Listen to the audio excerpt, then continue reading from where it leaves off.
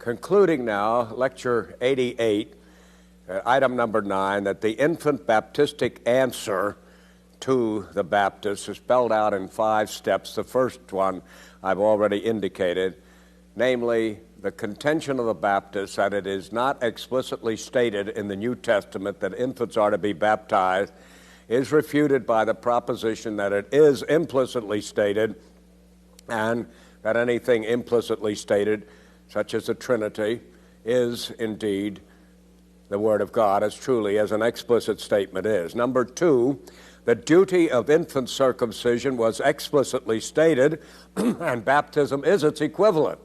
See, we all grant the fact that the New Testament calls baptism circumcision. It is the same rite. So it would certainly seem that if it's the same rite, it would be applied to the same persons. This would be a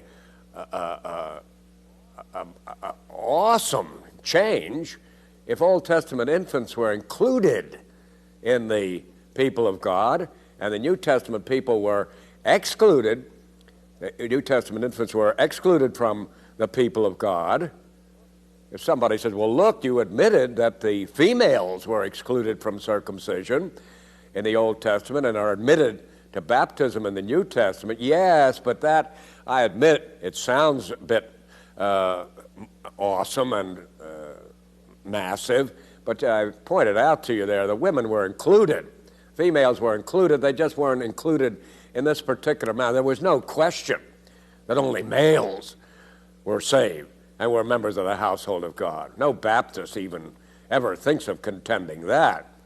It just wasn't explicit as it is in the New Testament.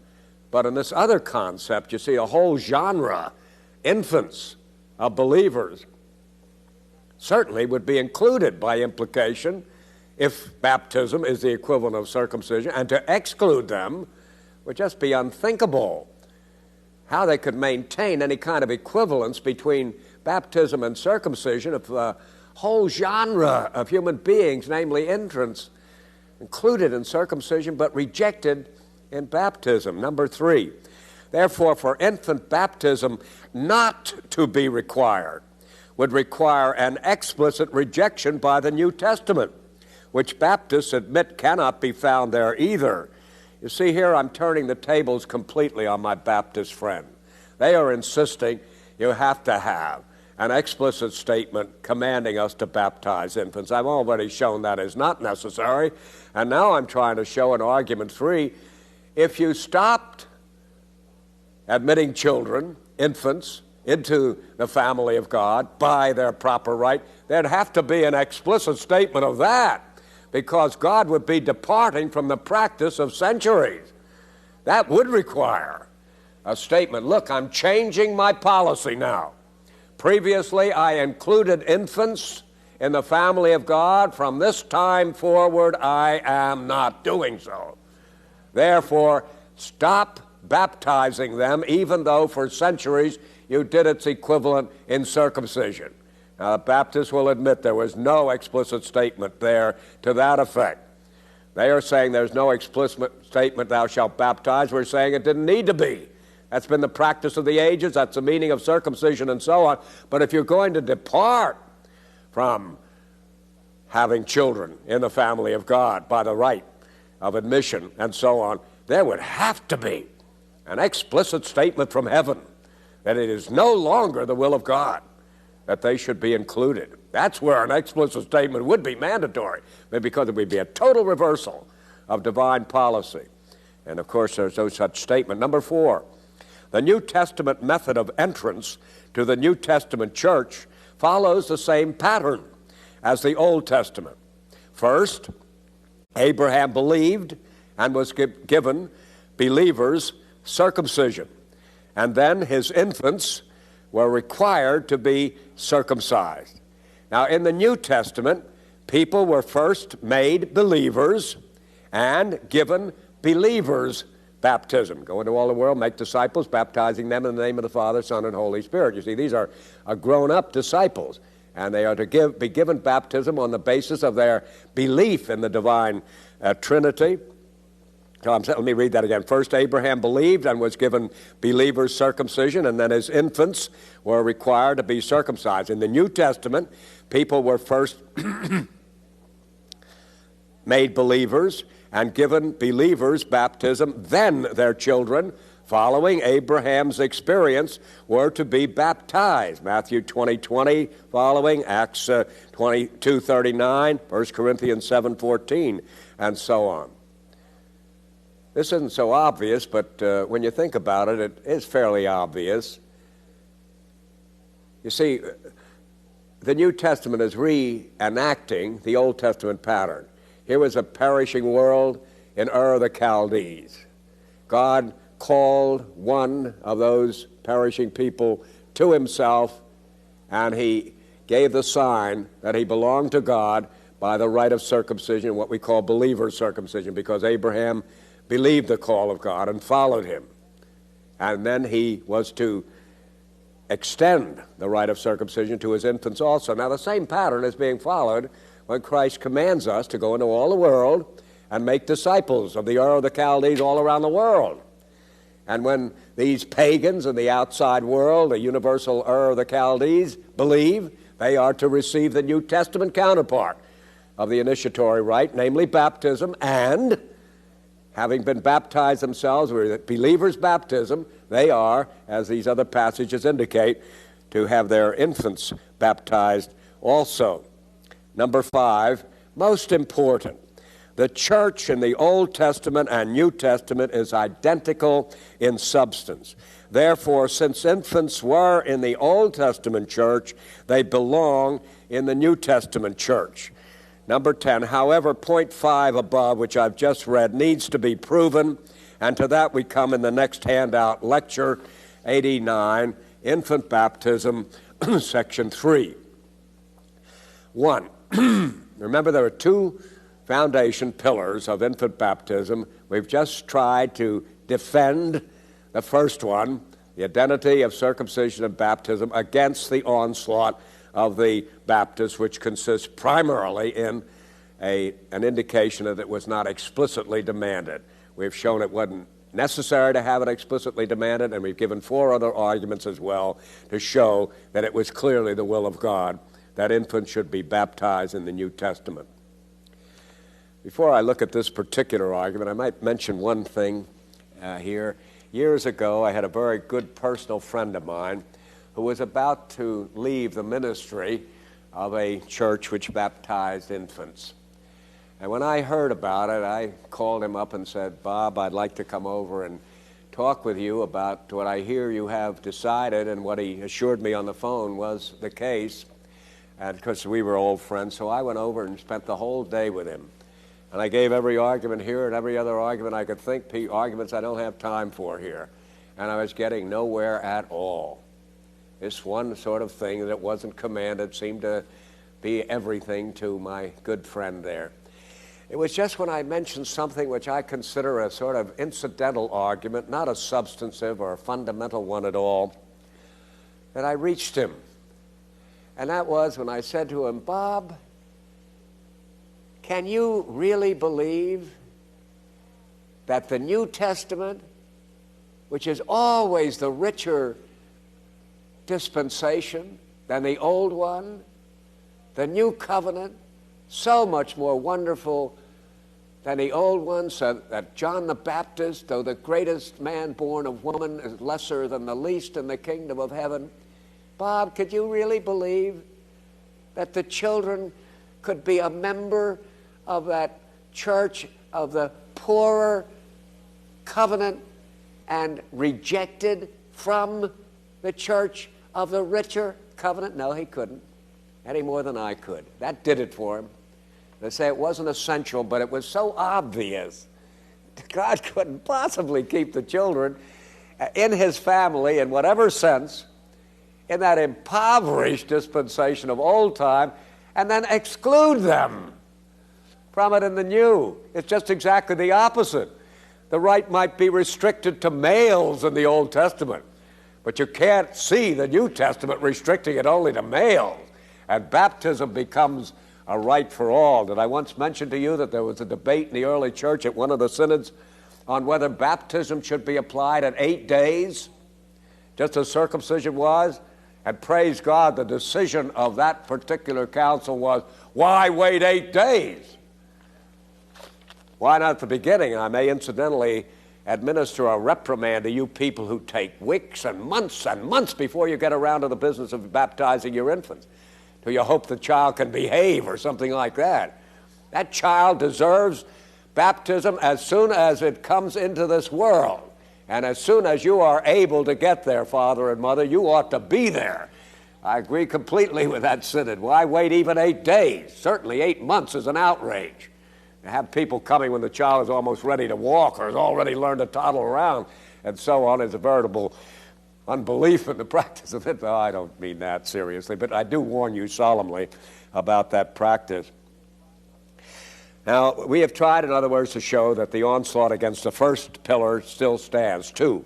On the other hand, that part is so strong, that is about the identity of the church and so on. What I'm saying in number one is that this first pillar, identity of circumcision and baptism, has stood, and that ought to establish the practice of infant baptism itself.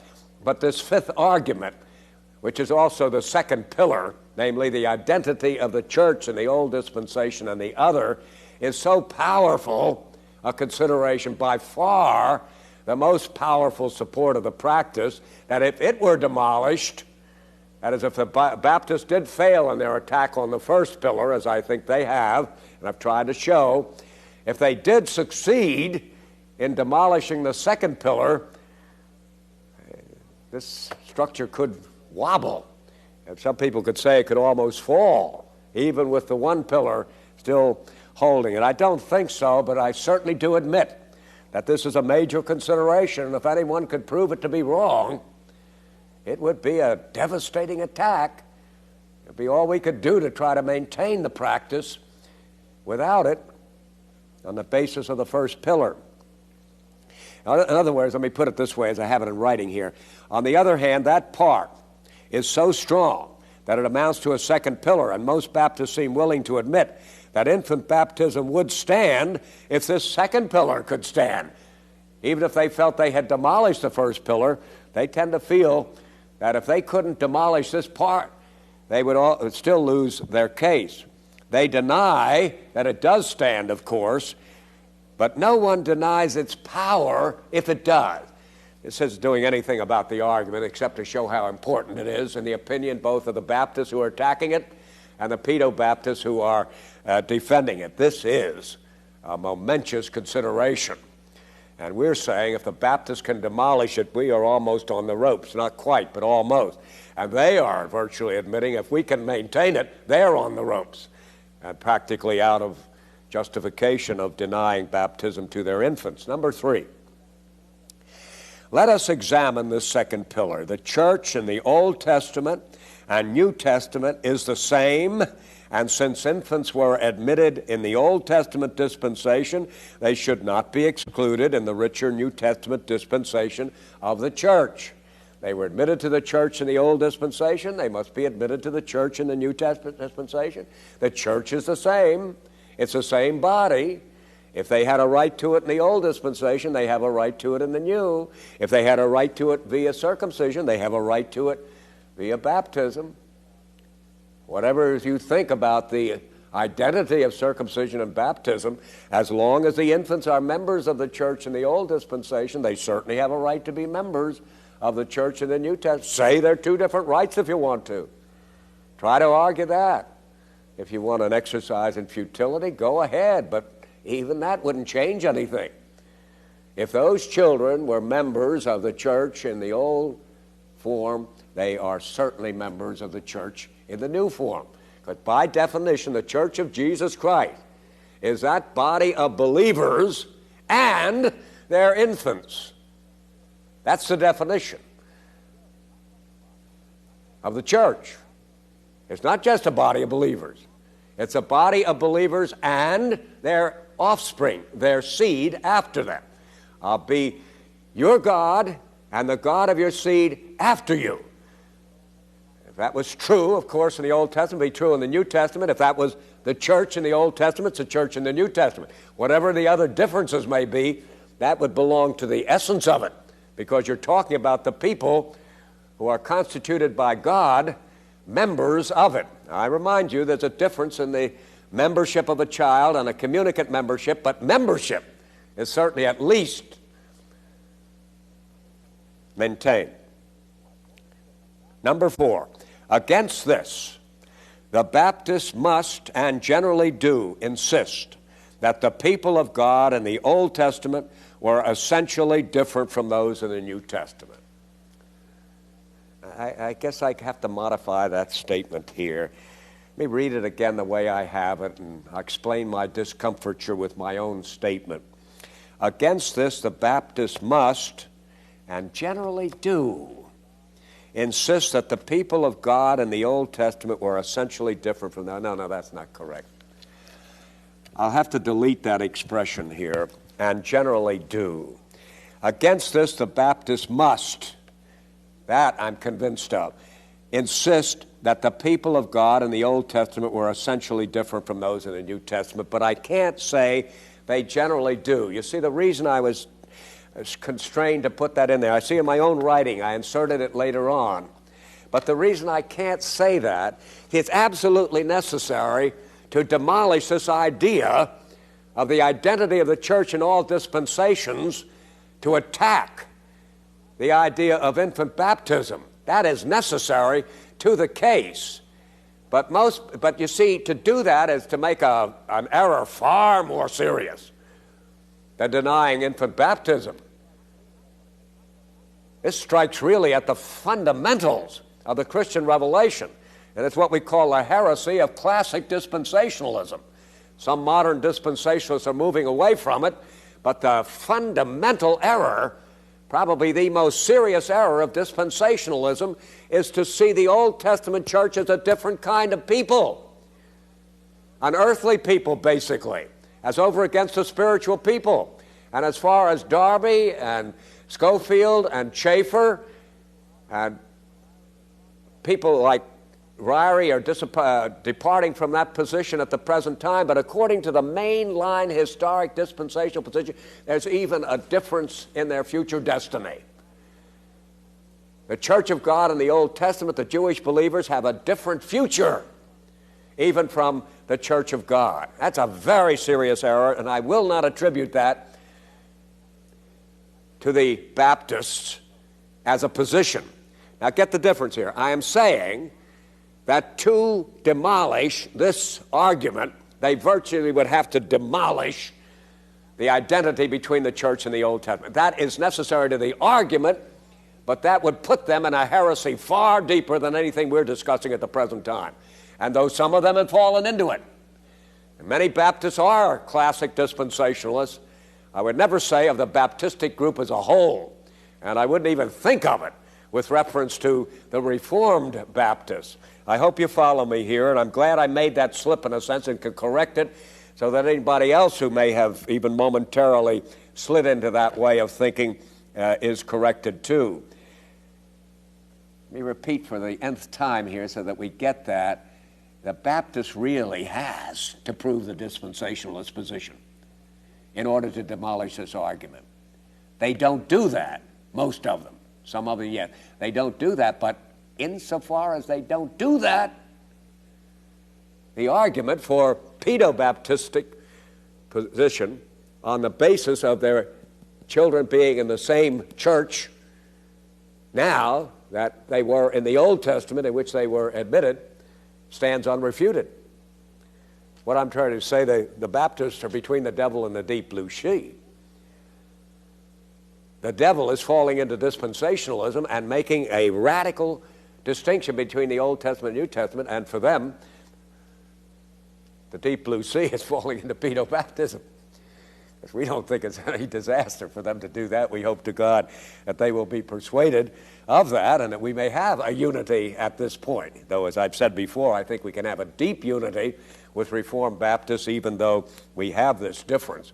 But we wouldn't have it.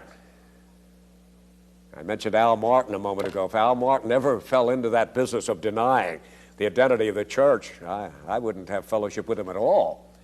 Too drastic an error, but he would never do that, even though he'll mount the most vigorous opposition to infant baptism, and he thinks he can. Do you get me? I'm saying, won't succeed, Al. Can't do it. Admire your motive and your energy and your cogency and so on, but it won't stand. The only way it could stand is for you to take a position which would be far more abhorrent to you than infant baptism is. Number 5. But the Old Testament people of God from Abraham on profess the same faith in the Messiah, Christ, that the New Testament people do. Now here again, you see, I've written extensively on this and published some and not published others, and so it would take a long time to explain that. You'll just have to take my word for it at the moment or research it on your own to see that number 5 is a correct statement. But the Old Testament people of God from Abraham on profess the same faith in the coming Messiah, Christ, that the New Testament people did. As far as biblical reading, I can't suggest anything better than the 3rd and the 4th chapter of Romans, where Paul shows that Abraham and David were in the same church. They had the same faith that we have, that the gospel he was preaching was not a new thing at all, and it was a heritage of the Old Testament as well as the teaching of the New Testament, and that Abraham and David, Abraham the patriarchal period and David in the legal period, in the same church that we are. But that's a heavy debate there that I can't enter in right now, but I'm just simply saying the Bible makes it perfectly clear that being the children of Abraham, we are as truly in his dispensation as ours. He's as truly in our dispensation as his, as far as the church is concerned. The differences between us are peripheral and non-substantial. The unity is essential and substantial. Number 6, being a Christian church is essentially professing faith in Christ. If we are a Christian church, so were the Old Testament professors of Christ. Number 7, there is general agreement that there were many non-essential differences between the church then and now. In the Old Testament period, almost all the church were Jews, were localized in one land, Palestine, were in an infantile state under the elementary, burdensome tutelage of the Old Testament law, etc., etc.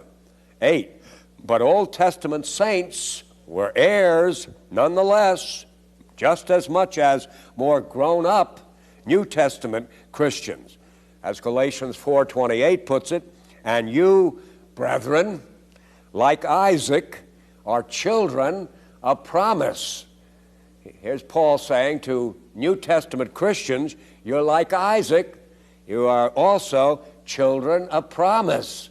The same thing, the same salvation, the same church you belong to as Isaac belonged to. Number 9, therefore, infants of believers in the New Testament church should be baptized as those of the Old Testament church were circumcised.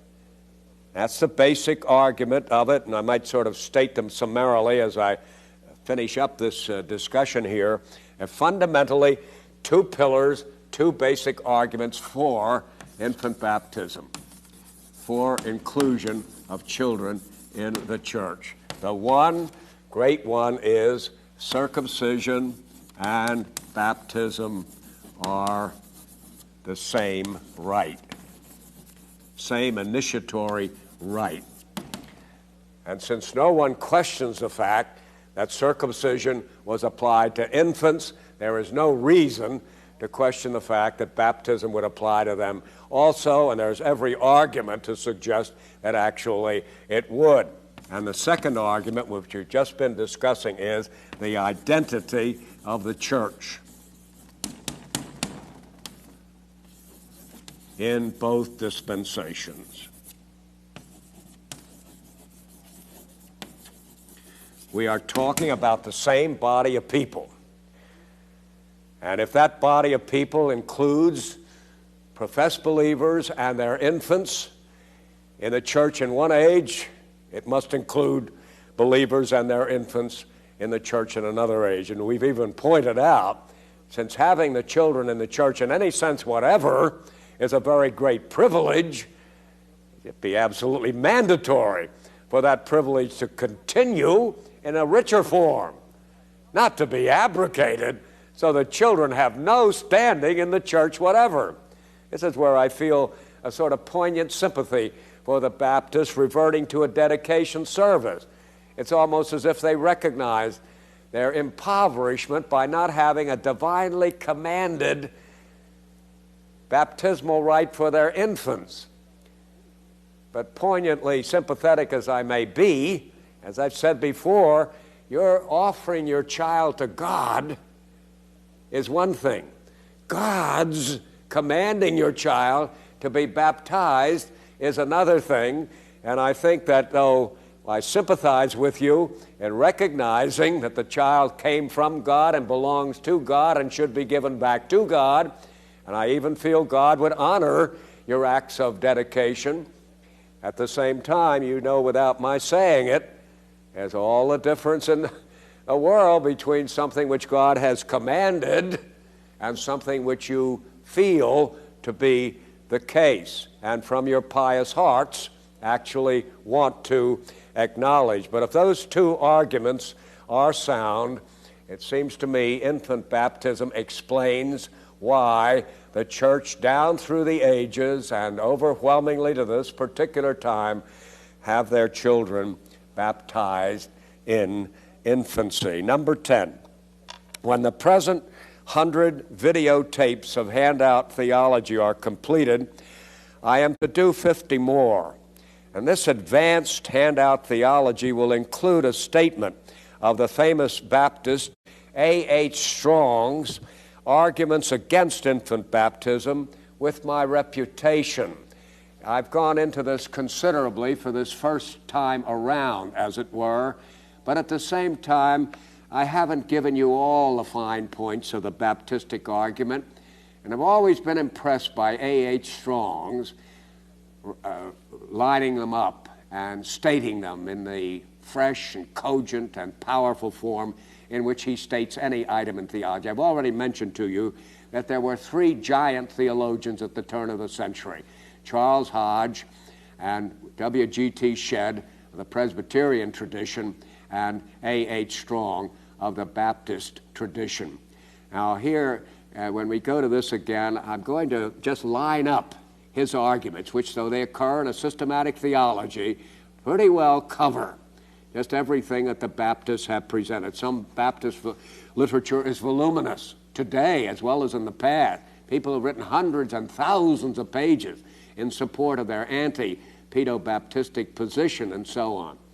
But since this is a seriously debated difference between Baptists, conservative Baptists, and conservative pedo-Baptists, even between Reformed Baptists and Reformed pedo-Baptists, I think it deserves a more scrutinizing attention. And so what I propose to do when we come in these next more advanced lectures, I'm just going to take the liberty of spelling out the arguments which he has given so that you get a full, as far as this kind of series can possibly envisage it, statement of the pedo-Baptistic position with a endeavor on my part to answer that. But for the time being, I hope I've shown you, and I would even fervently pray that I persuaded my Baptist brethren, though I confess I don't have much faith when I pray that, have recognized that they owe their children infant baptism.